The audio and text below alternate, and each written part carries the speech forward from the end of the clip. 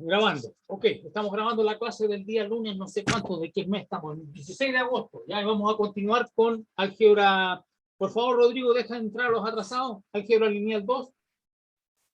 Estamos entonces hablando de...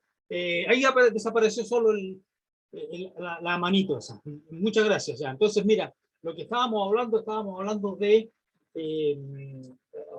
operadores lineales y queríamos diagonalizarlos, ¿ya? Entonces, lo que estamos haciendo, estamos estudiando operadores lineales solitos por sí solos, ¿ya? En vez de, digamos, en contraposición a estudiar una clase completa. Estamos estudiando analizando un operador solo, uno. Profesor, una pregunta. Yes, diga. ¿La transformación lineal es lo mismo que un operador lineal? Sí, son diferentes nombres de la misma cosa.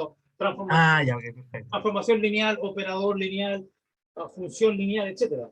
Hay varios nombres que se le dan. Okay, entonces estábamos estudiando estos operadores lineales, ¿ya? Y lo que queremos hacer es considerar polinomios, sea T un operador, sea T de P en P lineal, ¿ya? Y nosotros ya sabemos, yo ya definí cómo sumar operadores lineales. Por ejemplo, puedo sumar el operador la identidad más T, o la identidad menos T, o T menos lambda veces la identidad. Puedo hacer varias combinaciones, ¿ya? Y de hecho, en realidad puedo considerar cualquier polinomio con coeficiente en el cuerpo y en una variable X. Ese es el cuerpo base, ahora estamos trabajando. Sea T lineal y T un polinomio. Un polinomio. Entonces, ¿qué significa esto? Que el P de X va a ser A sub 0 más A sub 1X, y esto ya lo vimos la vez anterior, a N ya la N para un cierto grado N, ¿ya? Y entonces yo le puedo dar sentido al P de T.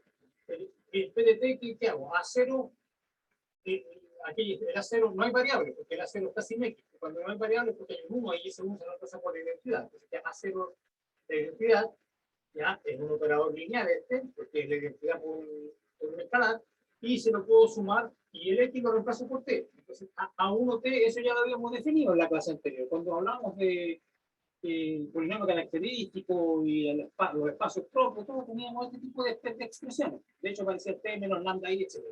Pero también puedo calcular A cuadrado, T cuadrado. ¿Qué significa T cuadrado? Que T compuesto con T, la iteración. Y la composición, como el P va de T, toma vector en B, lo lleva al B, y yo puedo al vector imagen, yo puedo aplicar T de nuevo. Entonces va a tener B chico al T de B, y después le aplico nuevamente T, que a T de B, que es el T cuadrado por definición. Entonces yo puedo ir repitiendo, estoy iterando. B va a partir a B, después a B, así varias veces. Y así como defino un polinomio evaluado en un operador lineal. Esto va a ser otra vez un operador lineal, ¿no? Y por razones que van a quedar claras más adelante, es importante, ¿ya? Es importante, después que veamos el teorema de Kelly-Hamilton, vamos a ver por qué es importante hallar, si es posible, hallar todos los polinomios. Es importante hallar todos los polinomios Px en f de x que anulan a t. Es decir, lo que yo quiero hacer es hallar el siguiente conjunto. El conjunto de todos los polinomios en f de x, tales que p de t es el operador lineal 0. El operador lineal 0. Por razones que van a ser más claras más adelante, como yo digo, ¿verdad? Y vamos a ver que, por ejemplo, ¿qué pasa si este contiene un polinomio lineal? Se va a encontrar un polinomio lineal que me anula al t, por lo tanto, si es lineal, y si es mónico, va a ser t menos lambda i para algún lambda, ¿ya? Y entonces hallar ese lambda, hallar los valores propios en el fondo. Entonces, por eso es importante, ¿ya? Entonces, lo que tenemos que hacer es hallar este conjunto, pero a menos que usemos alguna información adicional, hallar este conjunto puede ser muy difícil. No sabemos cómo se hace en general, porque el T puede ser súper complicado. ¿Cómo se halla esto? Entonces, primera cosa es ver alguna propiedad de este conjunto. ¿Este conjunto será finito? Probablemente no. Existirá dos polinomios que no tengan ninguna relación entre ellos, que uno sea un múltiplo del otro, donde esto pase, etcétera. Ese tipo de preguntas, ¿no? Entonces, para poder hablar de eso, como no tenemos tiempo para hablar de, no tenemos tiempo para hacer un curso especial de ideales de anillos, porque esos son los objetos algebraicos que subyacen a esta pregunta, ¿no?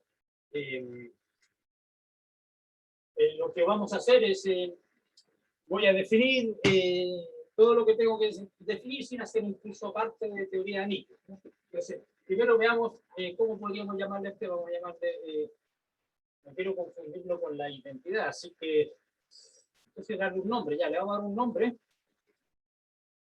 es una I latina, ya, no sé, no es necesario un nombre en realidad, ya, pero I por ideal. ¿Y por qué uso la palabra ideal? Porque, bueno, ideal son objetos que aparecen en álgebra abstracta y se llaman ideal por razones históricas, porque en algún momento en el siglo XIX un matemático estaba tratando de hallar factorizaciones únicas, pero no, la factorización única no existía. En cambio, si él definía un cierto conjunto, sí existía. Entonces, estos son números ideales, por ahí viene la palabra, ya, ideales. Ideales porque le solucionaron el problema técnico que tenía. Ok, veamos qué pasa con este. Sí, ¿qué propiedades tiene este conjunto? Si me doy un P1, un polinomio acá, si me doy dos de ellos, ¿ya? Entonces esto es más que nada para no tener que escribir esta igualdad a cada rato. Si tengo dos polinomios aquí en este conjunto I, es un subconjunto, no tiene ninguna estructura por el momento, es simplemente un subconjunto de polinomios. Un conjunto puede ser infinito, pero es un subconjunto, ¿ya? Si P1 y P2 son dos polinomios acá, ya, ¿qué significa eso? Entonces significa que P1, es decir, P1 de T igual P2 de T igual 0. Ambos anulan porque ambos están ahí. Entonces, ya, pues, ¿y qué pasa con esto? Ahora, entonces, si yo sumo estos polinomios, qué maravilla, si yo los sumo, tengo otro polinomio, ¿ya? Con el Q de X, ¿ya? Es la suma de ellos. ¿Y qué pasa si yo evalúo en T? Bueno, va a ser por la definición de este concepto de evaluar polinomios en operadores, va a ser la suma. Pero que cada uno es 0, así que 0 más 0 igual 0. Entonces, ¿qué significa esto? Entonces, ¿qué concluimos? Entonces, si yo tengo dos polinomios acá, entonces, en el conjunto I, tengo dos polinomios en el conjunto I, entonces la suma va a estar dentro. Entonces, este es un conjunto cerrado bajo suma de polinomios. Así que no es un conjunto común y corriente cualquiera, tiene una propiedad algebraica que respeta la suma. La suma de los polinomios que están ahí sigue estando ahí. Ok, no solamente la suma. También yo puedo multiplicar. Además, si yo tomo el producto de ellos, ¿no? Y a este ya no le voy a llamar Q porque esa fue la suma. Entonces a este le vamos a llamar R. ¿no? El producto, entonces, ¿qué va a pasar con R en T? Va a ser P1 de T, P2 de T, que en el fondo no es un producto, sino, bueno, es como un producto, pero de estas expresiones, y cuando me toca multiplicar a 1T por P1T, lo que pasa es que P queda T cuadrado es T compuesto con T, es la misma idea. Entonces tengo P1, P2, y esto va a ser 0 por 0, también conocido como 0. Es decir, no solamente respeta, no solamente el conjunto I cerrado bajo la suma, también bajo el producto. Luego, si P1X, si tengo P1X y P2X que están en I, entonces el producto también va a estar adentro. El producto también va a estar adentro. Entonces, no es un conjunto común y corriente, tiene esas propiedades que son bastante poderosas. ¿Ya? No son triviales. Entonces, veamos dónde, en qué otro, Profesor, dígame. disculpe una consulta. ¿Qué significaba R? R solamente es el producto de los dos polinomios evaluados en el operador lineal. Sí, este simple R de X lo defino como el producto de los dos polinomios y después cualquier polinomio yo lo puedo evaluar entero, por la definición acá. Y entonces simplemente estoy evaluando este producto de polinomio en T que va a dar el producto de estas expresiones, que es 0 por 0 igual 0. Ya. ¿Ya? Quizá mi letra no es la mejor porque es que ya elegí, tengo P, Q, R, podría darle otro nombre a esto, porque realmente la R la voy a necesitar para otra cosa pronto, así que mejor es buena idea cambiarle esto, ¿ya? A S, porque ya, S, es una S, no es un 5, ¿ya? S. Pero lo que hay que rescatar aquí es que este conjunto, si yo tengo dos polinomios aquí, yo tengo dos polinomios que satisfacen esta propiedad, la suma de los dos polinomios también satisface la propiedad. Y si tengo dos polinomios que satisfacen la propiedad, el producto también. Es cerrado, este conjunto es cerrado bajo suma y producto. Eso es lo que estoy diciendo, ¿no? Ya, si estamos trabajando dentro de f de x, ¿no? Entonces, lo que vamos ahora a estudiar ligeramente, someramente, analogías. Analogías entre los enteros y este conjunto de los polinomios. Entonces hay unas ciertas analogías entre estos dos conjuntos. Analogías entre estos conjuntos. Entonces, ¿cuáles son las analogías que existen? Primero, y la más importante para nosotros en este curso, es que en ambos de estos conjuntos yo tengo un algoritmo de la división. Por favor, deja de entrar a los atrasados, admitir ahí. Entonces, tengo analogía entre estos conjuntos, entre Z y F de X. Una de las analogías fundamentales es que yo tengo un algoritmo de la división, ¿no? Entonces lo voy a separar, ¿ya? Aquí está la analogía entre, aquí voy a poner la propiedad de Z y aquí voy a poner la propiedad de F de X. Y lo que pasa es que en Z, si ustedes me dan dos enteros, si M y N son dos enteros cualesquiera, yo puedo dividir uno en el otro. El N lo voy a escribir como N por un cierto Q de cociente más un resto. Y esto es algo que uno ha hecho por mucho tiempo, desde la época del colegio, ¿no? Porque, por ejemplo, ¿qué pasa si yo quiero dividir el 172 en 13? ¿Qué tengo que hacer aquí? Lo que tengo que hacer es encontrar un número bastante grande que me aproxima aquí. 13 por 13 parece que es 169, ¿no? Si es que el cálculo, ¿dónde está mi celular? Mi celular, lo dejé por allá adentro, ya. Es que mi celular tengo calculadora.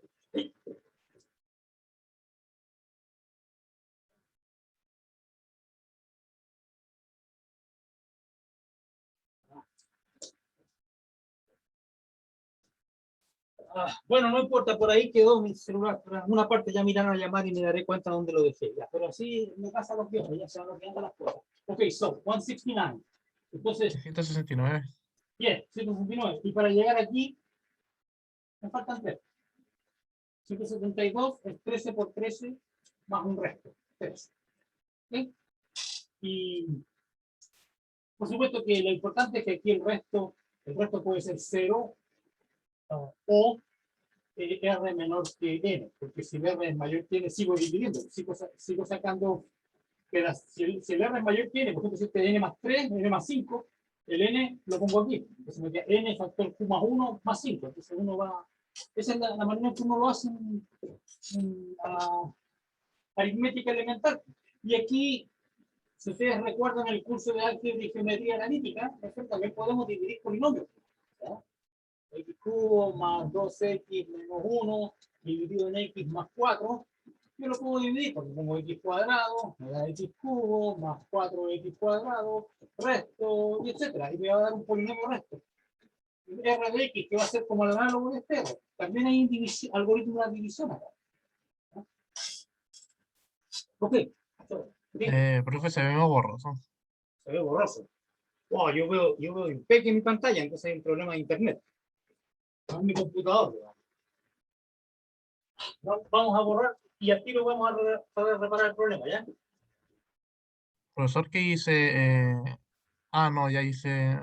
Ahí se reparó la. Ahí se. ¿Se Sí, reparó el lo problema? que pasa es que a rato se queda como pegada el video. Pero debe ser un problema, Sí, de internet porque el autofoco, yo por ejemplo lo tengo suspendido, así que, ¿cachai? Que no, sí, no, no, indudablemente un problema de la banda. es un problema de internet, sí, pues, y el Sí, día, ¿qué día? Hoy, lunes, el día viernes se cayó completamente esto, ¿ya? Estuvo en la noche, creo que fue. Por suerte, que no tenía clases, pero se cayó el VTR, se cayó por media hora, una cosa así. Pero no quiero ni tocar ninguna cosa, pues, ya, la idea es que sigamos con la clase. Ok, ya, ok. tengo algoritmo de división en ambos. ¿Ya? Tengo algoritmo de división en ambos. Entonces, ¿qué pasa, por ejemplo? Y esto tiene ciertas consecuencias, porque yo ahora voy a demostrar que yo voy a demostrar. Y aquí otra cosa que me olvidé decir es que hay un análogo de esta condición. Aquí el análogo de la condición era que el P de X era S de X, Q de X más R de X, ¿no? Y aquí ese es un R, ¿ya? R de X, el resto, ¿ya? El resto polinomial. ¿Ya? Y la condición análoga a esto, que el R sea 0 o menor que n, es que aquí el R de X es 0 o el grado. El grado de R tiene que ser menor que el S, por el cual uno está dividiendo. El Q siempre es el cociente, ¿ya? Lo que aparece aquí a la derecha, el cociente, pero este es el divisor. Así que este sería mi P de X, este sería mi S de X, y aquí va a dar el Q de X y aquí va a dar el resto. Y la condición es que el grado del resto sea siempre menor que el divisor, ¿no? O sea que el grado del resto aquí tiene que ser el grado 0. Tiene que ser un número, porque estoy dividiendo por un lineal, tiene que ser el grado menor a 1, así que este va a ser un número. ¿Qué número va a ser? Va a ser simplemente este polinomio evaluado en menos 4. Eso estoy recordando la materia de álgebra, geometría analítica, ¿no? Así que, y si uno divide un polinomio de grado 5, uno de grado 3, el resto tiene que tener el grado menor que 3. Porque si tiene grado 3 o más, sigo dividiendo, ¿no? Entonces, eso una de las propiedades del algoritmo de división. Ya. Entonces ahora volvamos porque no quiero pasar mucho rato sobre eso, volvamos a nuestro problema. Volvamos al que lineal 2. ¿Ya? Ahí dice la teoría de anillo. Dijera, P de X en F de X y P de T igual 0. Y entonces, yo sé que este ya tiene estas propiedades de que absorbe los productos y la suma. Entonces, eh, lo que yo afirmo es que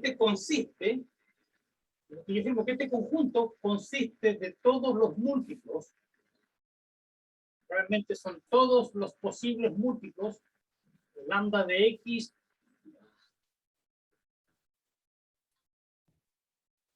Lo que yo estoy afirmando es que consiste de todos los posibles múltiplos de un cierto polinomio m de X. Y aquí el lambda de X varía en el conjunto de todos los polinomios con un m de X fijo, ¿ya? Que puedo suponer mónico, porque si no es mónico, el coeficiente líder se lo presto a f, ¿ya? M fijo, mónico y de grado minimal. Ya vamos a ver por qué tiene que ser el grado minimal, el grado más chico posible. ¿Ya? ¿Y de dónde viene esto? Bueno, viene de lo siguiente, porque si yo tomo dos polinomios acá, ¿ya? Entonces, sean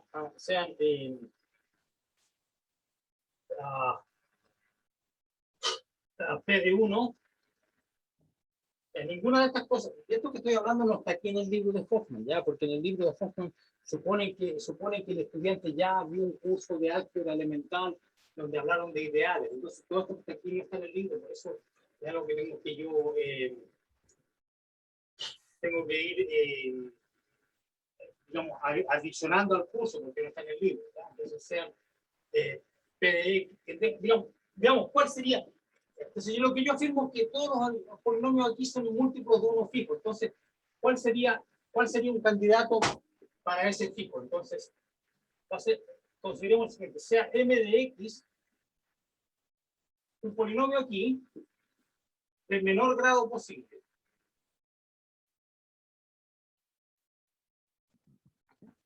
Claro, porque el grado de un polinomio, bueno, el polinomio aquí, no, por ejemplo, el P no puede ser un polinomio constante, porque entonces sería muy fome, porque recuerden que un polinomio constante sí sería A0i, y si yo lo evalúo en T, me va a dar A0 la identidad, y que eso sea 0 significa que el A0 era 0, entonces sería trivial, ¿no? Entonces voy a elegir uno de grado minimal, del menor grado posible aquí adentro, pero mayor que 0, de menor grado, y como los grados son 0, de 0, 1 para arriba, entonces siempre hay una cuota minimal.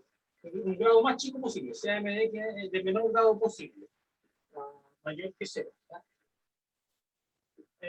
Por el momento no sabemos si este conjunto es no nulo, porque de repente el único polinomio que hace esta gracia es el 0, o podría suceder, aún no tengo que demostrar eso, eso está en el libro, lo voy a ver pronto, ya, pero suponiendo que este conjunto no es 0, entonces contiene un polinomio que no tiene grado 0, porque si tuviera grado 0, ya vimos que tenía que ser el polinomio 0, porque era a sub 0 tenía que ser trivial, igual a 0, el numerito.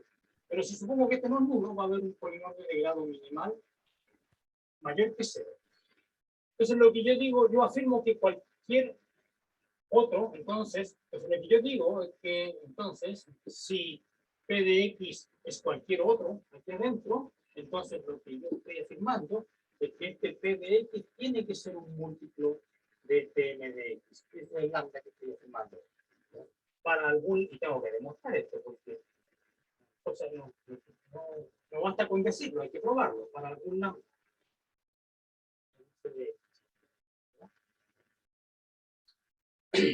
Ok, so, y algo similar ocurre aquí en Z.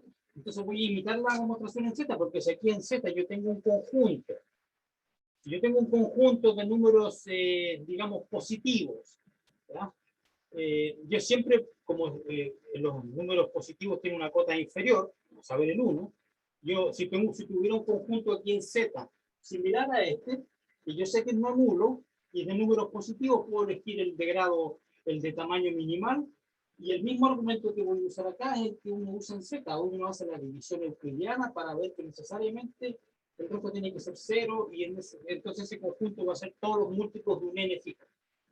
Aquí lo que yo digo que algo similar ocurre, y el m de x se pone en fijo. ¿Cómo se demuestra?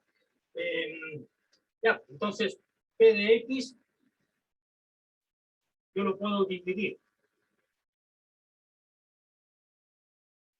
por el m de x. Ya lo escribí al revés ya. Yo el p de x lo puedo dividir por el m de x, me va a dar un cociente y un resto.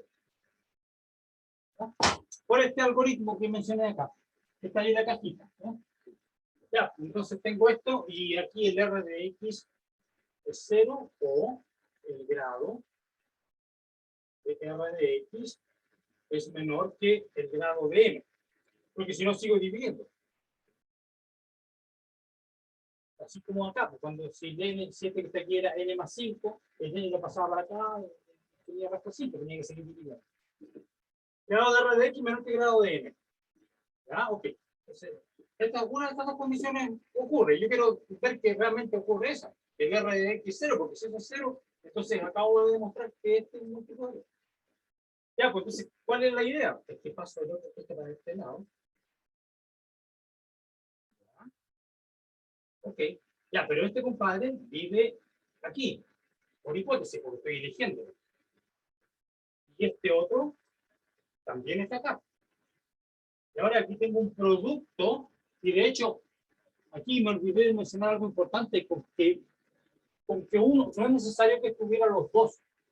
Mira, yo escribí aquí, si P1 y P2 están acá, la suma está acá, ya bien, pero en este caso, aquí, si yo tengo dos polinomios, P1 y P2, me basta con que uno esté dentro. P1 está en I o el otro. ¿Por qué basta con que uno? Aquí necesitaba los dos, porque necesito que, porque si uno da 0 y el otro no, no puedo tener la suma igual a 0. Entonces aquí necesitaba que los dos estuvieran adentro.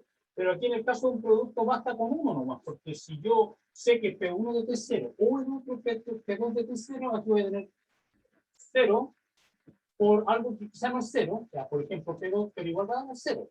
Entonces aquí el conjunto tiene, para que la suma esté cerrada bajo la suma, necesito que los dos estén dentro, pero para en el producto necesito solamente un factor. Ya, y aquí entonces, este m de x está dentro de y este otro factor, no me importa que esté fuera, pero el producto de ellos está dentro, así que todo esto está dentro. Yo aquí tengo una resta de polinomios que están dentro de y. Entonces aquí aplico la propiedad de la suma o resta, que da lo mismo, porque resta multiplicar por un negativo, ¿ya? Entonces, el lado de este polinomio de la izquierda, este polinomio de aquí pertenece al conjunto I. Todo este polinomio. Ya, pero significa que el R de X pertenece a I. Pero es que el R de X, si tuviéramos en este caso el grado de R sería menor que el grado de M, pero es que el M yo lo elegí dentro de I como el que tenía el menor grado posible, así que, ¿cachai? La única manera de que este R de X esté dentro de I es porque esto se cumple. ¿No? Porque esto no se puede, por la minimalidad de la elección del polinomio. Y por lo tanto, el R de X es 0 y por lo tanto el P de X realmente es un múltiplo. Y entonces este conjunto consiste de todos los múltiplos de un polinomio fijo. ¿Ya? Y ese polinomio tiene un nombre. A propósito, primero se le llama a este un generador. ¿Ya? Y como lo elegimos mónico, un generador mónico. ¿Ya? Entonces,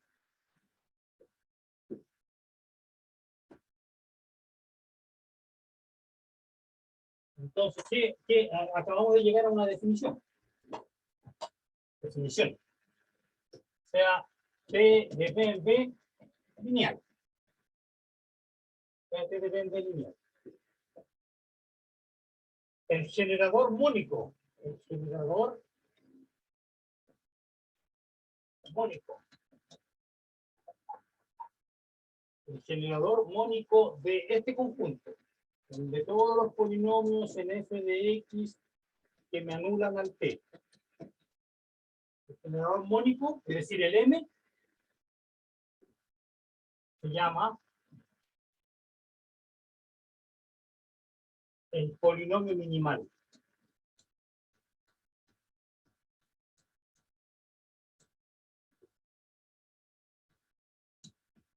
Y se escribe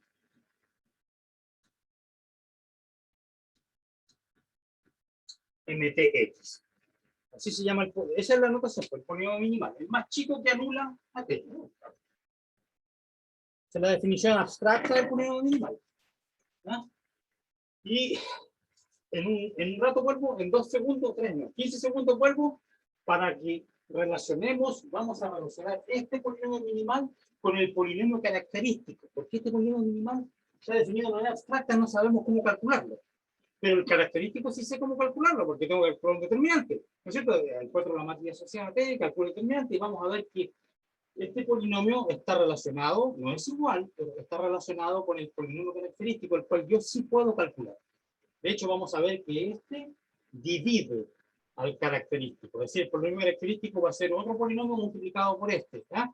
Pero eso va a ser una demostración complicada, porque para demostrar que el característico, perdón, para demostrar que este polinomio divide el característico, que es equivalente a decir que el característico es un múltiplo del m de x, es que es equivalentemente a decir que el característico anula al t.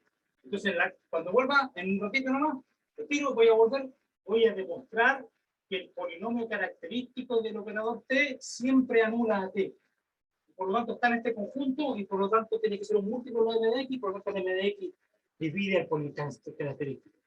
Y ese teorema, gran teorema, de que el característico anula al t, se llama el teorema de Cayley-Hamilton. ¿Okay? Y eso es lo que vamos a demostrar en esta clase, aparte de otras cosas. Ya vuelvo.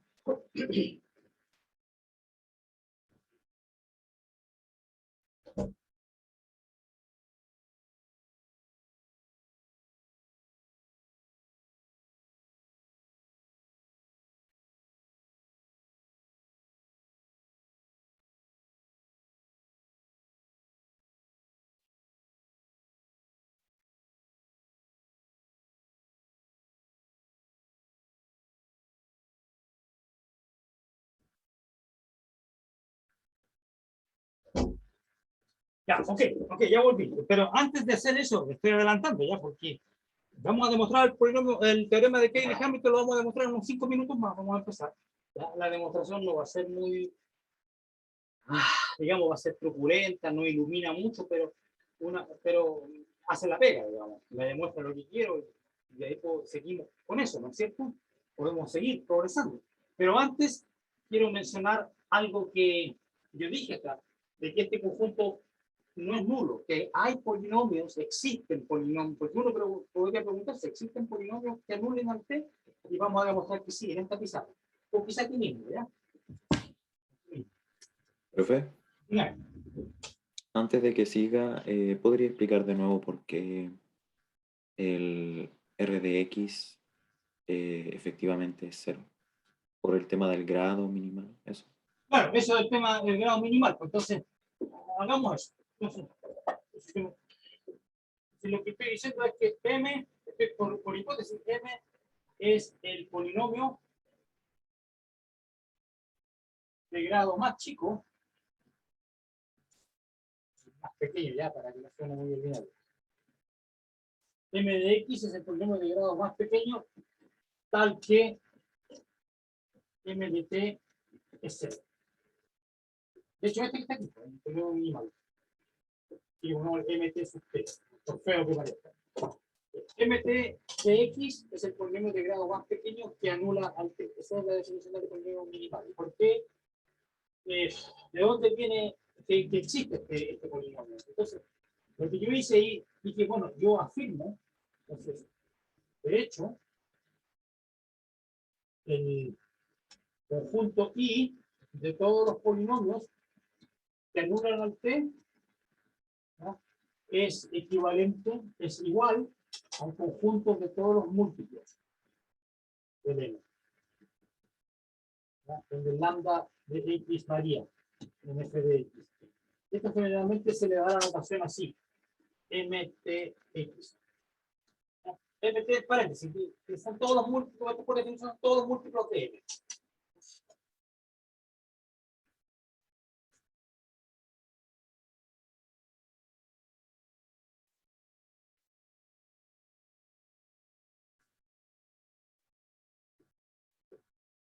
Lo que yo hice fue la siguiente demostración adaptada del caso de los enteros. Quizás hagámosla de los enteros para que veamos. Suponer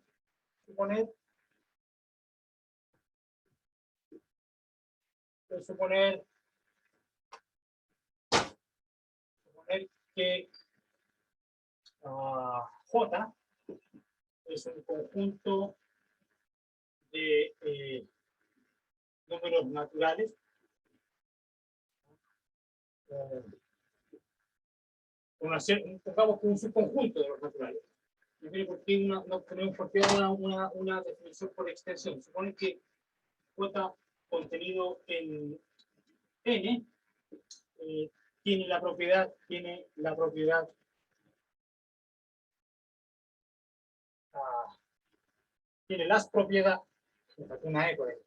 tiene las siguientes propiedades.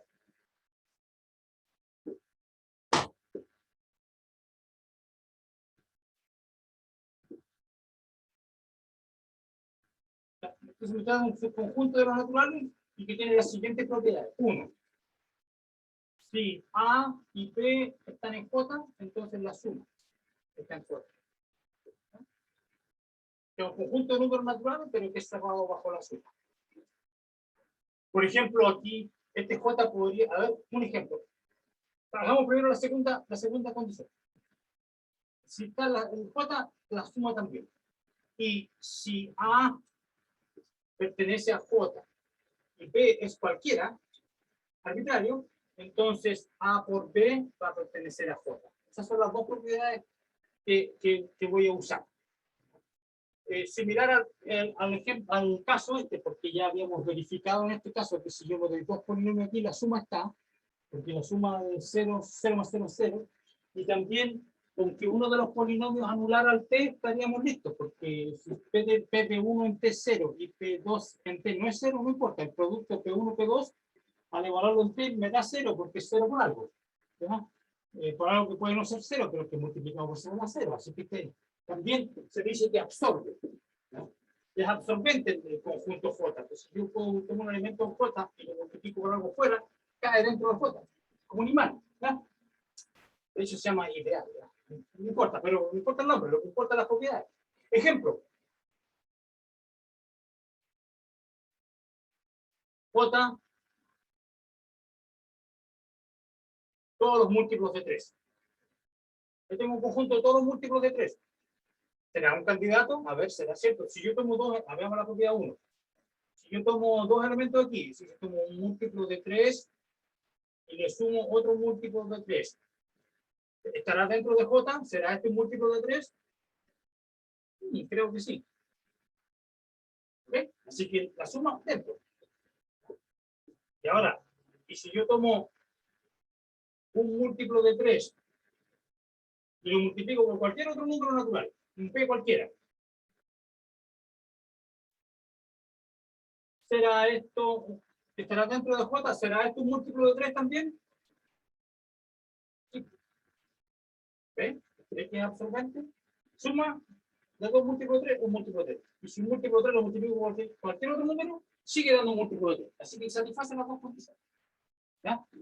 Y este conjunto también. ¿Y cómo lo hago? Y entonces, ¿qué conclusión saco de este resultado?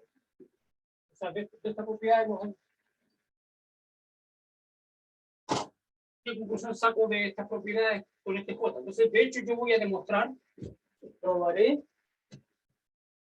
que J consiste de todos los múltiplos de un entero dado, de un m dado. ¿Ya? Y eso entonces me va a incluir como ejemplo particular el caso este, porque aquí están todos los múltiplos. Aquí están todos los múltiplos de 3. ¿Ya? Entonces este sería generado. Este aquí, ese significa, recuerden que ¿qué significa estos paréntesis D? Que son todos los múltiplos de D. Entonces este aquí son todos los múltiplos de 3. ¿Ya? Entonces, yo voy a demostrar que este ejemplo que di es el caso típico. O sea, que cualquier J que esté contenido en N que cumpla con estas dos propiedades tiene que ser de esta forma.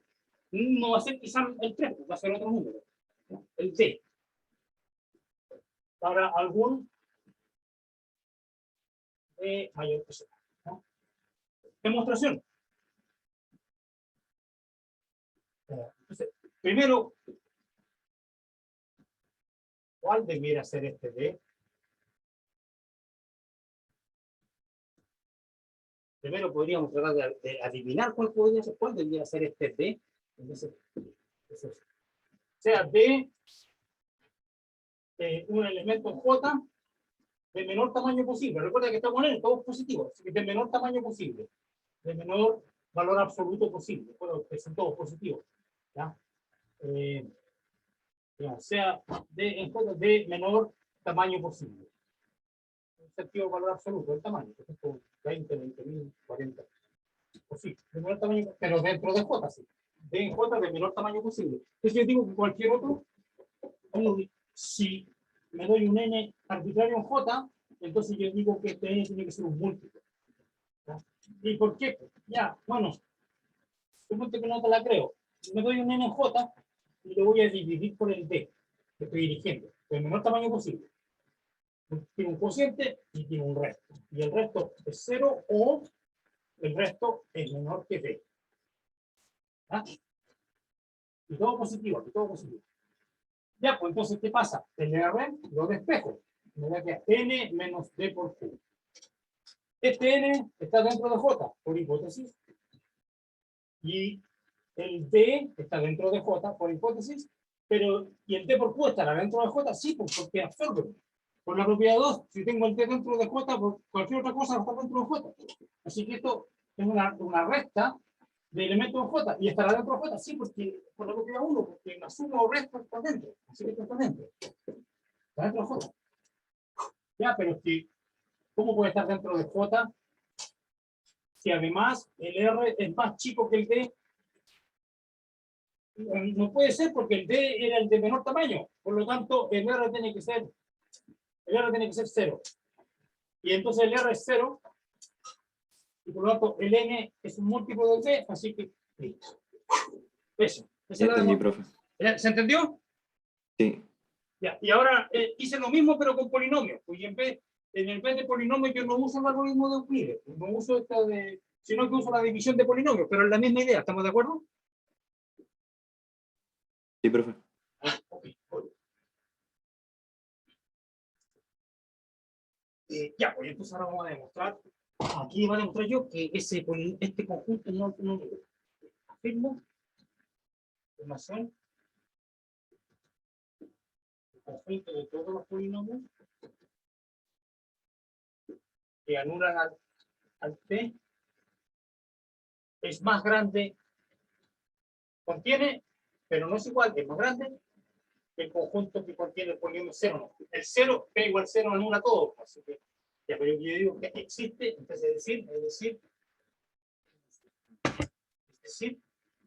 existe un P de X distinto de 0, tal que P de T es 0. ¿Ok? ¿Y cómo se hace? ¿Cómo se hace?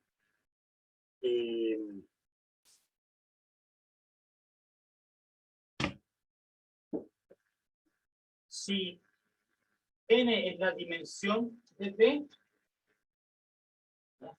entonces la dimensión de... Entonces la dimensión del espacio de todas, la dimensión sobre F, del espacio de todas las aplicaciones lineales u operadores lineales de D en D. No sé si le habrán dado ese nombre en álgebra lineal ustedes, ¿ya? Pero es la dimensión del espacio vectorial de los endomorfismos. También se llama, quizá eso es otra anotación mejor conocida, los endomorfismos de D. Todas las aplicaciones de D en D.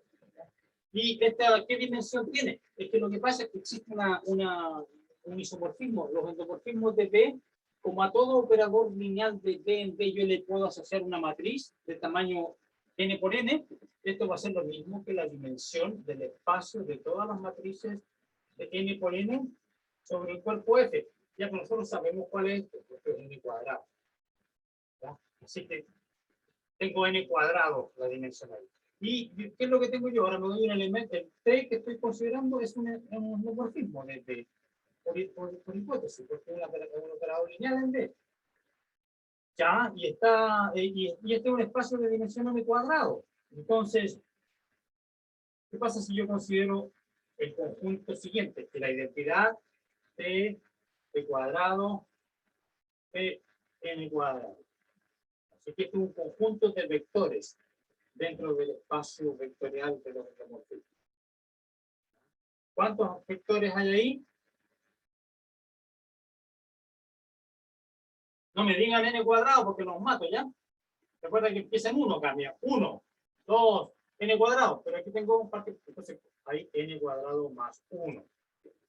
¿Ya? Y estamos en un espacio de dimensión n cuadrado. Por lo tanto, este conjunto es LD.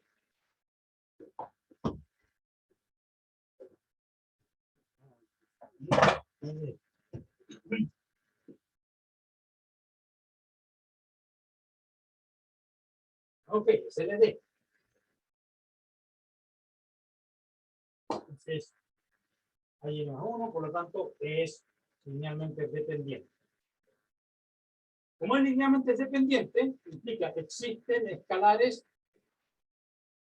a sub 0, a sub 1, a sub n cuadrado, no todos nulos, no todos 0, tales que P de T, a 0i, más a 1t, más a n cuadrado, t a la n cuadrado es 0. Es una combinación lineal no trivial. Ya, pues ahí tengo un elemento, no son todos 0 los coeficientes, así que este no es el polinomio P de X, no es nulo. Y pertenece acá. Este lo habíamos llamado líquido. Y P de X pertenece a aquí. Así que este conjunto contiene polinomios no nulos. ¿Por qué? Porque la dimensión del espacio es finita. Que en el fondo es lo que estamos usando. Y como ya sé que es no nulo, por lo tanto, la demostración que di demuestra que son todos los múltiplos de un polinomio minimal, el de grado mínimo. Problema, ¿cómo hallar el polinomio minimal? Si me dan una matriz A o un operador T, ¿cómo le encuentro el polinomio minimal? Súper difícil, así, digamos, sin más información. Pero lo que pasa es que vamos a usar como ayuda el siguiente teorema. Teorema, ¿ya? Y estos fueron, fue demostrado famoso por dos matemáticos, por dos matemáticos británicos. No, este hombre era de Irlanda del Cayley era inglés y Hamilton era irlandés, pero quizás de Dublin, no de Irlanda del Norte. Ok, ahí tengo. Entonces, este Cayley era muy famoso porque parece que era uno de los más prolíficos matemáticos. Publicó como 800, 900 artículos. Y Hamilton se hizo famoso porque descubrió unos números muy especiales que se llaman los cuaterniones de Hamilton. Y bueno, y las malas lenguas decían que le gustaba demasiado el whisky. Ya, bueno, pero no vamos a entrar a ese tema, ¿ya? Ok, vamos a... Profesor, Dígame. ahí dice después de n cuadrado más 1 es linealmente dependiente, abajo. Ya. Esto es... yo sé que no se ve muy bien. Y además me Linealmente dependiente. LD, claro. Yo lo escribo así, LD de flojo que soy. Linealmente dependiente. Pero eso parece que es estándar, ¿no? Todo el mundo lo hace. Linealmente... No, lo había confundido con una I. era un problema visual nomás entonces. Ya, está bien. Linealmente dependiente. Esa es la gracia, por eso funciona. Linealmente dependiente. Ok,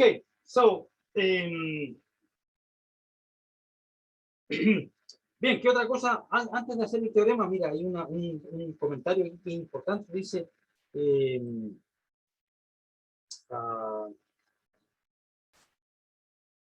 ¿cómo hagamos este comentario porque es importante? Antes de hacer el teorema, ¿ya?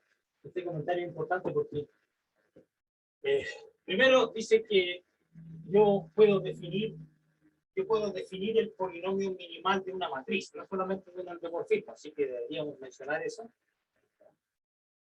Y además deberíamos mencionar el polinomio minimal de una matriz A y el de una matriz B, que es similar a, ¿recuerdan qué significa similar? Que B es P inverso AP, ¿ya? Que difieren por una matriz invertible. Esas tienen el mismo polinomio minimal, eso deberíamos mencionar. Entonces, aquí está. Entonces, sigamos un orden, el orden del libro.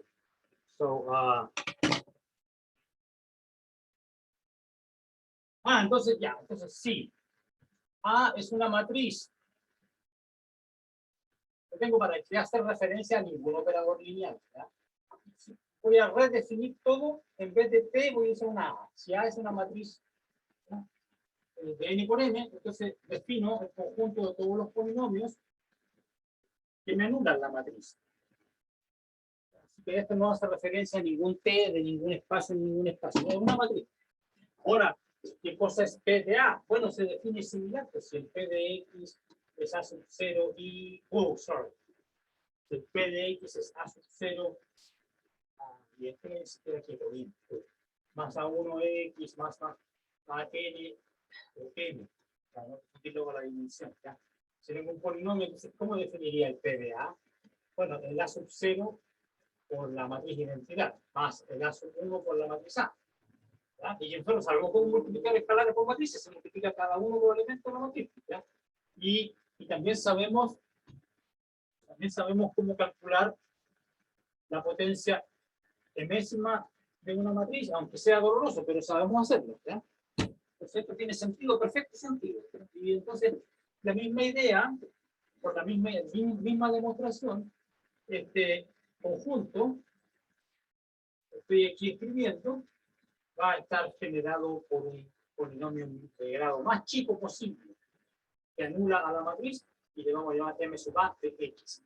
Ese se llama el polinomio minimal de la matriz, ¿ya? Entonces lo que yo digo es que si B es similar A, es decir, P es P inverso AP, entonces yo digo que para matar a P, me basta con matar a A.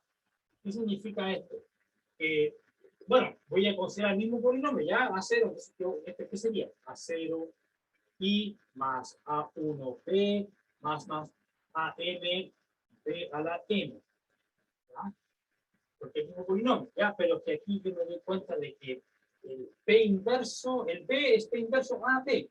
Recuerden ustedes que cuando yo elevo el P al cuadrado o al cubo o a la M, tengo que multiplicar esto por sí mismo varias veces. Si yo pongo P inverso AP y después lo mismo, a continuación, el P con el P inverso se van a matar. Entonces va a ser equivalente a subir, exponenciar la A. Entonces aquí voy a poner esto, hacer más A1 P inverso AP. Aquí no hay ninguna gracia porque es la potencia 1, pero de aquí al último va a quedar P inverso A a la M por P. ¿Ya? Entonces uno, para elevar la B a la M, basta elevar la A a la M y P inverso P quedan igualitos. Ya, pues entonces ahora viene el truco, sucio, cochino. Entonces, P inverso a 0i más A1A más A a la... me faltó un coeficiente. AM, A a la M y ahora el P a la derecha. Derecha, izquierda. Ok, por lo tanto, si esto da 0, el P de B también es 0. Y viceversa, si el P de B es 0, el P de A también va a ser 0. Entonces, lo que estoy diciendo es que el P de B vale P inverso, P de A, mala la elección de la letra, ya, este chico. Ella escribió aquí una Q, da lo mismo, pero no hay confusión. Espero que no, este es un P chico. P chico y este P mayúsculo. Entonces, lo que estoy diciendo es que esta matriz que está aquí, vamos a escribir acá, P a la menos 1, P chico en A, P a la derecha, son iguales. Por lo tanto, P de B0, sí, solamente el lado izquierdo es 0, pero es que el P invertible va a ser lo mismo que si que P de A, que P de A es 0. Y viceversa, si el P de A es 0, P de B es 0. Entonces tienen el mismo polinomio minimal. Entonces puedo hacer lo mismo que porque el MA anula a A, sí, solamente si el B anula a A. Así que matrices similares o semejantes, como les digan ustedes, que difieran por esta expresión en el minimal. Es importante, aquí no basta que yo ponga una P y una Q, ¿ya? Porque aquí era crucial que fuera P inverso y P, porque cuando elevan cuando elevan la potencia se vaya elevando la A a la potencia y esto queda igual, porque es importante. Ya, entonces ahí puedo definir el minimal de una matriz y ver que dos matrices semejantes tienen el mismo minimal. ¿Y por qué va a ser importante? Bueno, porque vamos a ver después cuando hablemos de diagonalización. Una matriz, cuando es diagonalizable, es porque existe una P tal que la P es diagonal. Y entonces va a ser fácil calcular el característico, etc. El minimal también. Y entonces ahora tenemos que demostrar este teorema, el gran teorema de Cayley-Hamilton, ¿ya? Y eso es harta pega, pero bueno, se puede hacer. Entonces vamos a buscar la demostración. Okay. So where is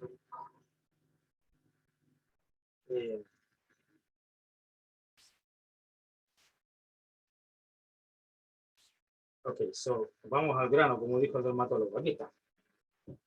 Cayley-Hamilton.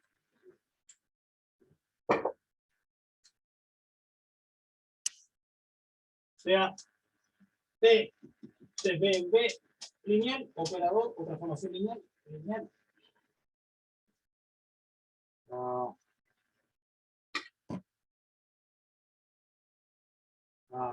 Ok, sea, y sea, aquí le llaman F. Yo no le voy a llamar F, ¿ya? Sea T de B en B lineal y sea C sub T de X el polinomio característico. Característico. O sea, CT el polinomio característico de T. ¿Qué significa significa eso, es decir, CTX era el determinante de T menos X al revés. Ahora mismo en realidad, pero salvo por el signo. So, it's XY menos T. Este era el determinante de la matriz X. O sea, si estuviéramos hablando de matrices, sería la matriz X en la diagonal menos la matriz A, etc. Ya vimos ejemplos de calcular este tipo de clase de polinomios. Vimos dos o tres ejemplos cómo calcular el característico de una matriz o de un operador.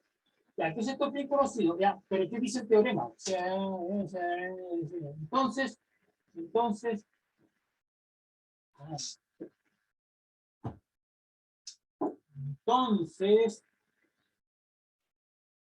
el característico anula a T. Es decir, el polinomio característico es uno de estos. ¿Ya? Uno de los que anula al operador. Y ese es el gran contenido del teorema. De que elijamos. Y acota la búsqueda del minimal. Porque el minimal entonces va a tener que, como el característico va a estar en este conjunto, el característico va a tener que ser un múltiplo del minimal. Por lo tanto, acota la búsqueda del minimal. Si yo conozco el característico después de calcular esto, yo sé que el minimal va a tener que dividir, así que no, con el minimal no puede ser cualquier polinomio, tiene que dividir al CT, y el CT es calculable. Puede ser difícil calcularlo, pero se puede, porque es un determinante. Esa es la utilidad práctica del gran teorema de Craig-Hamilton. ¿Okay? Ay, agüita. Ah, diablo. Voy a tener que buscar agua nueva, ya vuelvo, no tengo agua.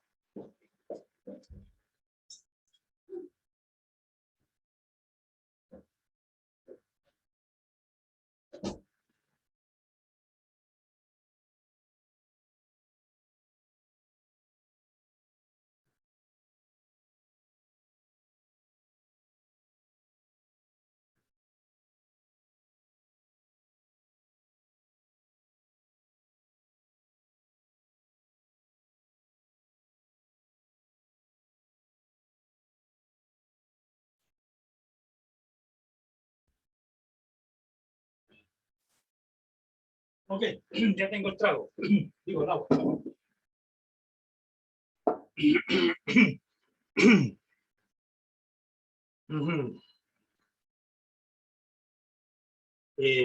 Ya dice, demostración. Más adelante, más después, vamos a dar dos demostraciones, bla, bla, bla, independiente de la que presentamos acá, pero dice, la demostración que vamos a mostrar aquí, aunque breve, puede ser difícil de entender. ¿Ya? Aparte de la brevedad, tiene la virtud de proveer o de otorgar una aplicación no trivial y aclaratoria de la teoría de determinantes que se desarrolló en el capítulo 5, que obviamente nosotros no lo cubrimos porque estamos tomando el curso y no usamos este libro. Entonces, ya, pues la demostración es más o menos sofisticada, ¿ya? La demostración.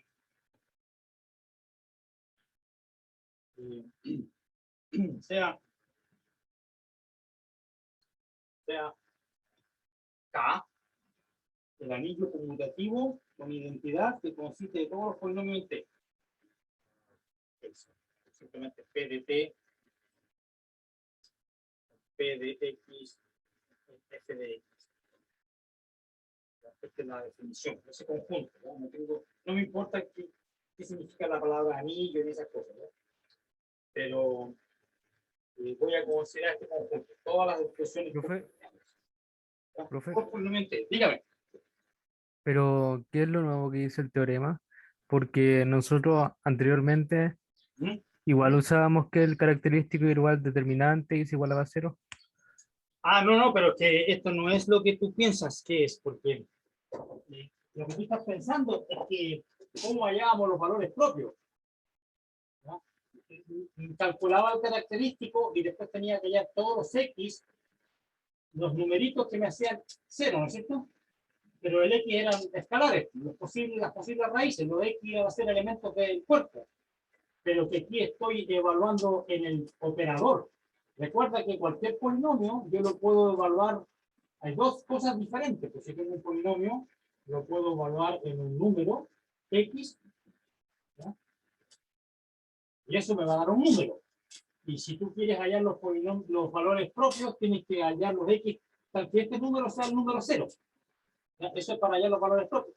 ¿Ya? Pero es que ahora yo tengo otro concepto, que es evaluar este mismo polinomio, pero evaluarlo en un operador. ¿Ya? Entonces, esto que está aquí, este 0, no es el 0 de los números reales, sino que este es el operador 0, es el 0 del espacio de los endomorfismos. ¿Ya? Es el operador lineal 0. Entonces, a 0i más a1t más a n t a la n es 0. Lo que está diciendo este teorema es que este polinomio, si yo el x lo reemplazo formalmente por la t, entonces esto me va a dar el operador lineal 0, es decir, que si yo lo evalúo en cualquier vector, siempre va a dar 0. Entonces, no es la misma cosa que buscar los valores propios. ¿Ya? Y lo vamos a ver con los ejemplos, ¿ya? Cuando veamos ejemplos, después del teorema, después de la demostración esta bien complicada, vamos a ver, bueno, vamos a tener que ver algunos resultados adicionales. Por ejemplo, después de que demostremos el teorema, vamos a saber que el minimal divide el característico, ¿ya? Pero eso no nos va a ayudar mucho, a menos que sepamos un poco más. Y lo que vamos a ver pronto, después de la demostración, es que no solamente el minimal divide, sino que tiene las mismas raíces, es decir, los valores propios son también raíces del minimal, y la única en que difieren son en las exponentes que aparecen en la factorización. Porque recuerden ustedes que si el cuerpo es algebraicamente cerrado, el polinomio minimal que está aquí va a ser x menos c1 a la d1, x menos ck a la dk, donde los c1 hasta ck son los valores propios distintos, y los d's lo llamamos, le pusimos un nombre la vez anterior, las exponentes eran las multiplicidades algebraicas. Si se factoriza el característico así, el minimal también se va a factorizar igual, por lo que vamos a ver pronto. La única diferencia es que el minimal va a tener unos exponentes más chicos. De 1, no va a ser de 1, va a ser algo más chico. Y lo mismo con este. Pero eso va a ser muy útil para hallar el minimal, porque cuando veamos ejemplos y calculemos el característico, y aparece aquí x menos 1 a la cuarta, x menos 5 a la sexta, yo sé que el minimal va a ser van a tener los mismos factores, pero la diferencia va a ser los exponentes. Entonces uno ahí empieza a evaluar cuáles serán los exponentes del minimal, etcétera. Eso lo vamos a ver en un rato, ¿ya? Pero antes tengo que hacer la demostración. ¿De acuerdo? So, K. O sea, K, S, P de T, son todas las expresiones polinomiales en T. Ok, so, espero terminar antes de que se me acabe la hora, ¿ya? Ok, so, vamos a elegir, como te digo, la demostración es complicada, ¿ya? Y lo que vamos a hacer, nosotros estamos acostumbrados a trabajar con matrices cuyos coeficientes son números aquí, en F. Por ejemplo, si estos fueron los reales. ¿Ya? Entonces, por ejemplo, 3, 4, 5, 6, esa es una matriz de 2 por 2 con coeficientes en el cuerpo, F. 3, 4, 5, 6, puede ser R, ¿no es cierto? Pero en esta demostración vamos a considerar matrices donde los coeficientes no son números, sino van a ser polinomios en T, elementos acá. De aquí va a ser T menos I, qué sé yo, I, T cuadrado, I más T, por ejemplo. Matrices de ese estilo, de 2 por 2, por ejemplo, pero en vez de números van a tener elementos acá, operadores lineales. ¿Ya? Entonces, es análogo a la diferencia que expliqué acá, y que estaba siendo visto como un polinomio donde yo le evalúo números, y esta, por otra parte, es un operador lineal. Entonces, es similar. Aquí tengo matrices con coeficientes numéricos, y aquí tengo matrices con coeficientes funcionales. Estas son funciones lineales, operadores lineales. ¿Eh? Hay una diferencia. Gran diferencia. Y es por eso que esta demostración es sofisticada. Porque se le ocurrió a quien descubrió esta demostración, se le ocurrió esta idea brillante de usar matrices con coeficientes en este conjunto, no en los números. Y esa es la gracia. Esa es la gracia de la demostración. Entonces, ¿qué vamos a hacer? Escoger base B1 hasta Bn de P. Y sea A la matriz, darle nombre, beta. Sea A la matriz de T en esta base. Entonces, esta le vamos a dar un nombre A y J. Como yo dije que las matrices le debía mencionar, denotar así, A y J. No sé si lo dije en este curso o en el otro, pero yo ahora tengo 2 cursos de arqueología. Ya, ok. So, P, A y J. Ok, so, y el I varía entre 1 y N. El I y J entre 1 y N en la dimensión del espacio. Ok. So, ¿qué significa esto? ¿Qué significa? Que si yo evalúo T de PI, me va a dar tengo que aplicar la matriz al DI, etcétera, y me va a dar una expresión de este tipo. J igual 1, J es el que varía, y aquí viene A, J, I, B, J. El 1 y el I varía entre 1 y N. Entonces, por ejemplo, T de B1 va a ser A11, B1, A1, A21, B2, A31, B3, etc. Una combinación de 2000 que pusieron de la matriz en la base P. Así que tengo esa expresión. Y la gracia, que el truco, es que estas ecuaciones se pueden escribir de una manera truculenta. Es como similar a lo que yo hice cuando estábamos hablando de vectores propios. Cuando estoy recordando, esto lo voy a borrar pronto, ¿no? Cuando tratábamos de resolver cuando tratábamos de encontrar vectores propios y valores propios, teníamos que resolver esta ecuación. Allá por escalares lambda, tales que b distinto de 0, que esto se cumple. Entonces, lo que yo hice aquí lo expresé así. Y por. Entonces, uno lo puede escribir así: P menos lambda I evaluado en B igual 0.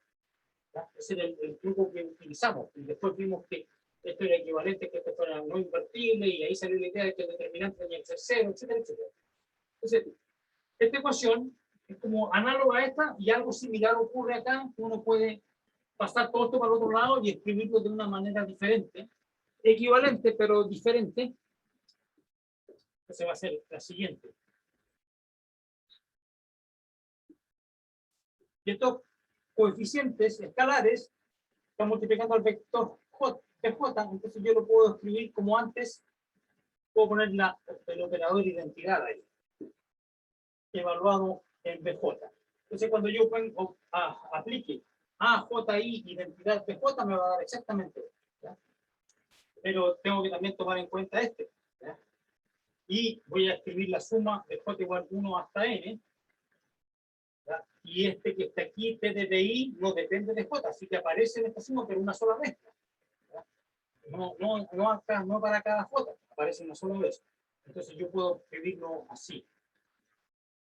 Y aquí puedo poner un escalar que se haga 0 a menos que el J sea I. Y en ese caso me da T de I justo. T de I. Entonces aquí va a quedar el delta IJ, que es el delta de Kronecker. El delta de Kronecker, y no sé si se lo presenté. Aquí está el delta de Kronecker. Que es una de las razones por las cuales Kronecker es famosa. Es la más ordinaria, sí, porque es simplemente una notación que él inventó. Ya voy a definir mi delta. Se le va a llamar en el futuro, una vez que esté muerto, y que ya mis nietos, que nada, están adultos, van a ver que su abuelo fue conocido por esta definición. 0, si I es distinto de J. 1, si I igual J. Vean, Entonces, cuando el J valga I, me va a aparecer un 1 por T, la T, aplicado al BI. All right. ¿Y qué más? Y cuando el J no sea I, puro 0. Por lo tanto, no puede. Ya, ok. So, eso. All right. So, ya. Lo escribo así. Igual a 0. Pasa todo para el otro lado. Igual a 0. ¿Ves? esta expresión es equivalente. Ya, pues y aquí es donde aparece mi matriz, ¿viste? Porque esto lo puedo ver como que es una matriz aplicada a los vectores, pero en vez de tener coeficientes como acá, no son coeficientes, son operadores. Operador lineal, delta y j, que a veces va a ser 0 y a veces va a ser t. Una sola vez va a ser t y el resto es 0, pero aquí aparece un t menos la a y a j i por la identidad, así que es un operador. Entonces, aquí dice sea B la matriz, sea B la matriz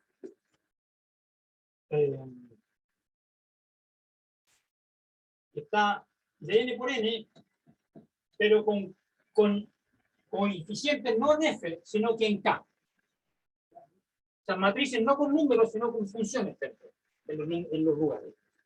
Sea B la matriz en MNK con coeficientes B y J igual delta y JT menos A, J, I, la identidad. Ahora va a tener funciones lineales en vez de números, esta matriz. ¿Ya? Y para que no se nos arranque en la abstracción, hagamos un ejemplo, con n igual a 2. ¿Cuál es la matriz B? B menos A1, 1i, B menos A sub 2i, menos A1, 2 de identidad, menos A2, 1 de identidad. Ahí tengo mi matriz. No son números, son funciones lo que tiene. Pero igual es 2 por 2. Y también uno podría definir el determinante. Sería el producto de esto, etc. Eso es lo que vamos a ver. De hecho, el determinante lo voy a calcular ahora mismo. Ahora mismo voy a calcular nada de demorarse. Ahora mismo voy a calcular el determinante. Pero por lo de esa, de la de 2 por 2 nomás, porque para la dimensión mayor, calcular el determinante es complicado. ¿Ya? Pero entonces veamos, mira, la magia. Determinante de P va a ser un operador, no va a ser un número. Entonces, este operador por esto, P menos, ¿ya? Después viene P menos A, 2i, menos, pero yo tengo menos, por menos da más, así que menos A1, 2, A2, 1, la identidad, porque la identidad cuadrada es identidad. Y el menos viene del determinante, porque por este se matan los dos signos. Ya, y con esto aquí no se parece a nada que yo conozca, pero es que para. Este cuadrado menos, aquí tengo que ser A1, más A2, por. Porque aquí tengo T por la identidad, A2. Aquí tengo T por la identidad, A1, que es el que viene T. Después viene menos por menos da más, A1, A2, menos A1, A2, por la identidad. ¿Qué me da aquí? T cuadrado menos la traza de la matriz A, que tiene como coeficiente, la matriz A del operador T, con lo que partimos, porque recuerdan que la matriz A era la matriz de numeritos, con números, ¿ya? Matriz con números, F. La matriz de números. Esa traza de A por T más, y este es determinante de A, con la identidad. ¿Ya? Y esto que te aparece aquí entonces, esto es lo mismo que el polinomio característico de la matriz A evaluado en T.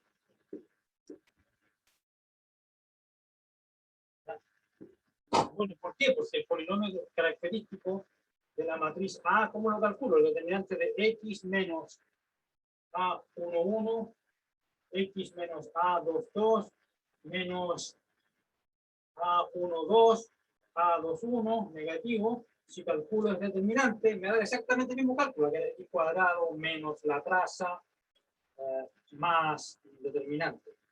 Pero ahora no hay Y acá. No hay P ni Y, hay X ni 1, porque aparece el 1, ¿eh? Estamos trabajando con numeritos ahora, ahora estamos de vuelta acá en F. Ya, pero si este polinomio lo evalúo reemplazo la X por T, obtengo este. Entonces este es característico, pero evaluado en T. Entonces, ¿qué voy a hacer? ¿Cuál es la idea de la demostración? Demostrar que el determinante de P siempre es 0. Entonces este es 0, entonces este es, entonces esto va a ser 0. Eso es lo que dice el teorema aquí de Hamilton, que esto es 0. Ya, entonces, lo que hay que demostrar en el resto de la demostración, ojalá me alcance el tiempo, demostrar que el determinante de P siempre es 0 y tengo que hacerlo no solamente para n igual a 2, sino para cualquier n. Entonces, este es el truco. Ya, entonces aquí viene la parte peluda, porque voy a tener que subir de dimensión a dimensión n arbitraria. Dimensión n arbitraria. Okay, so, let me see. Dice, para el caso n mayor que 2, también es claro que... se mandó una cuchufleta, ¿o será cierto esto? No, debe ser cierto, pero no está tan claro. Dice, si n mayor que 2, también es cierto que... También es cierto que el determinante de P es el característico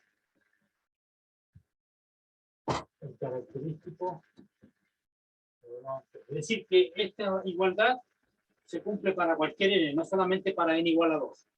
Dice también es claro. ¿Por qué? Dice, ¿por qué es claro? Dice, porque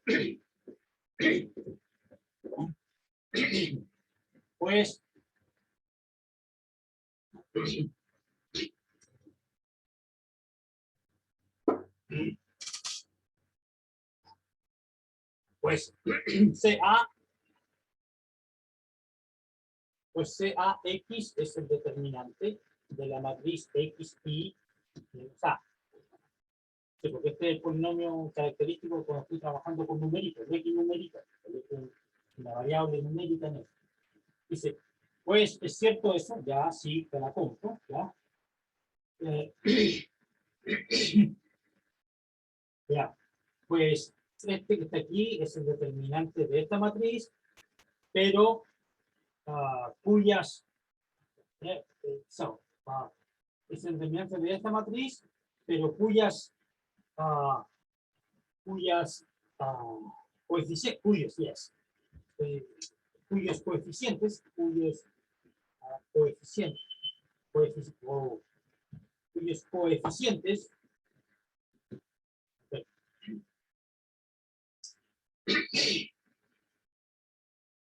cuyos coeficientes son los polinomios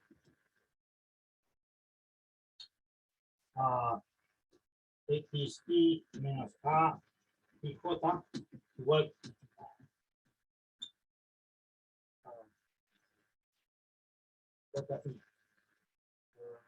yes.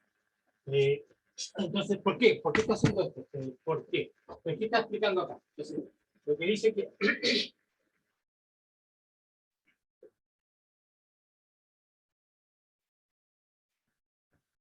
entonces, ¿qué es lo que está diciendo? Está diciendo que en general, el polinomio característico la x y menos a, esa fue la definición del polinomio característico, calcular el determinante de x y menos a, y entonces va a ser x menos a1, 1, x menos a2, 2, x menos a n, n. Claro que aquí hay un pequeño problema, porque aquí yo estoy considerando la matriz menos 1, 2, menos A1N, y aquí está considerando los índices al revés. No importa, fue ahí. Pero esto no importa, porque el determinante de esto es lo mismo que el determinante de la traspuesta. Así que el cálculo va a derivar al mismo. Pero lo que pasa es que está usando la transposición porque al final quiere usar una fórmula de los cofactores. ¿Ya? Y ahí usar la traspuesta. Entonces, esta es la definición de este numérico. ¿No? Entonces,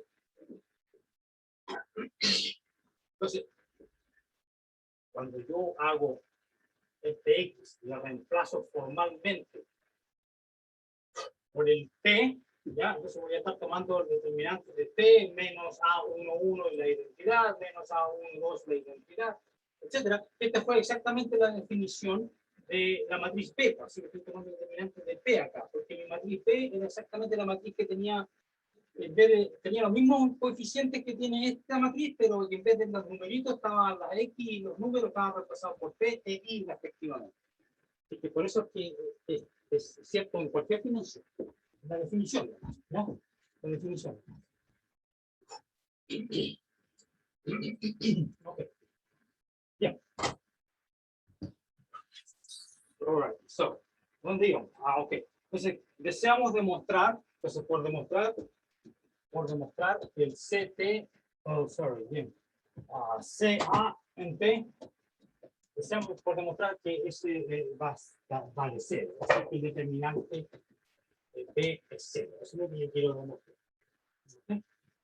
Pero el determinante de P, el P es una matriz operadora, así que este es el operador 0. El operador 0. Hay cada diferencia entre numeritos y operadores, este es el operador 0.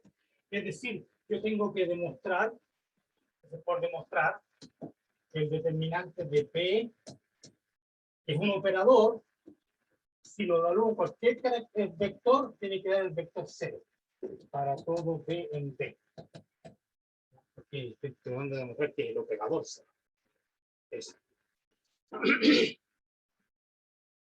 Pero ni siquiera necesito todos los vectores del espacio, porque yo no que anule la base estamos listos, porque si se hace ese operador es 0 en la base, entonces 0 en todo, porque por linealidad, ¿no? Entonces hay que hacer eso.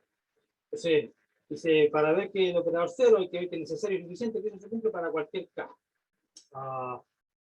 Okay. Entonces, por definición de P, ¿ya? Es que recuerden ahora que yo hice este truco, delta y j, P menos A, J, I, la identidad, BJ igual 0, ¿ya? Y J igual 1 hasta N. Eso habíamos partido con esa parte de la demostración, ¿no? Entonces, ya, pues entonces, estos que están aquí, ¿qué son? Estos son exactamente los coeficientes de la matriz B y J. B y J. Entonces, estos son los coeficientes de P. Cada uno de estos los coeficientes de P. Entonces, aquí no estoy diciendo que estos sean iguales, no, estoy recordando esta fórmula. Entonces, tengo P y J. Entonces, y aquí satisface, estoy poniendo P y J, ¿ya? Y entonces, aquí este es un operador, sí, entonces P y J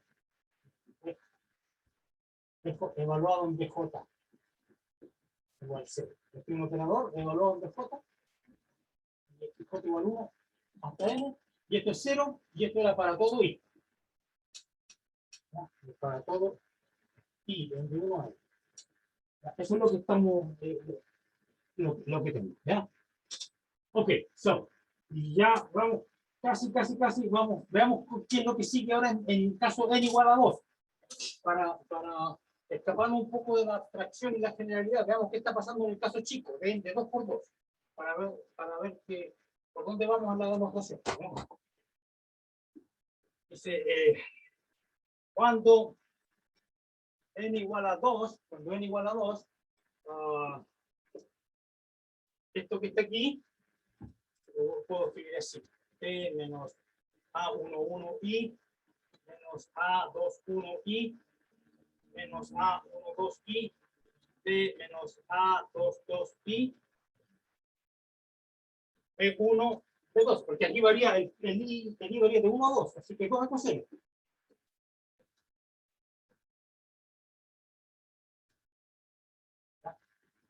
Este operador, aplicado en esto, bueno, esto me da 0 y similarmente con 2. Entonces, y entonces ahora recordamos, recordar cuál es la clásica adjunta. Recordar la adjunta de una matriz P. La adjunta de una matriz P, ¿qué cosa era? Pues esta le llamábamos, también se llama adjunta de P. Uno la estudia cuando uno, en álgebra lineal, uno calcula, en álgebra lineal uno puede calcular el determinante usando método de Laplace, no, la inversa, uno puede calcular la inversa usando operaciones por filas. Si ustedes se acuerdan de álgebra lineal 1, Para calcular la inversa de una matriz aplicábamos el método de Gauss, para hacer la identidad a la izquierda, para que saliera a la derecha la inversa, y existía otro método para hallar la inversa que tenía que ver con la regla de Cramer, y que salía, y teníamos que hacer unos determinantes de los cofactores para sacar la inversa, y entonces conocíamos los coeficientes de cada parte de la inversa, ¿ya? Sacando unos determinantes, dividiendo por el determinante de A, usando la regla de Cramer, y nos dábamos cuenta de que aparecía una matriz que se llamaba la adjunta, ¿ya? De la matriz para hallar la inversa, y esa era la adjunta, era la transpuesta negativa. Entonces eso nos daba T menos A22 y bien, esta era la que cuando multiplicaba con B me daba el determinante de B para sacar la inversa. Entonces, tenía que, cuando yo tengo una matriz de 2 por 2, A, B, C, D, y quiero calcular la inversa, ¿qué es lo que hago? Cambio de lugar este gallo y le cambio signo a esto. ¿Ya? Cuando es invertible, ahí tengo que dividir por el determinante para hallar la inversa de 2 por 2. Y esa matriz que aparece aquí, esta, D menos B menos, esta es la junta. Esta es la que estoy escribiendo acá. Entonces se cambian de lugar este con este y estos se cambian de signo. A1, 2 y A2, 1. Aquí tengo A1, 1 y ya, esa es la respuesta. Ok, so, yo creo que voy a terminar cuando volvamos a las 6, ¿ya? A las 6 volvemos, se me va a acabar el tiempo. A las 6 volvemos, termino esta demostración, ahí paro y hacemos ejercicio. Si ustedes tienen consultas de ejercicio, las clases de ejercicio van a ser los lunes de 6 a 7 y media. Si en la clase de ahora a las 6 ustedes no tienen preguntas de ejercicio, yo voy a continuar con la materia. Si tienen ejercicios, preguntas, porque ya me hicieron algunos por correo algunas preguntas de algunos ejercicios, trabajamos con los ejercicios, ¿ya? Pero la idea es que si no tienen ejercicios, continúo con la materia, no hay que perder tiempo, porque tenemos tiempo limitado en este curso, ¿ya? Entonces a las 6 nos vemos.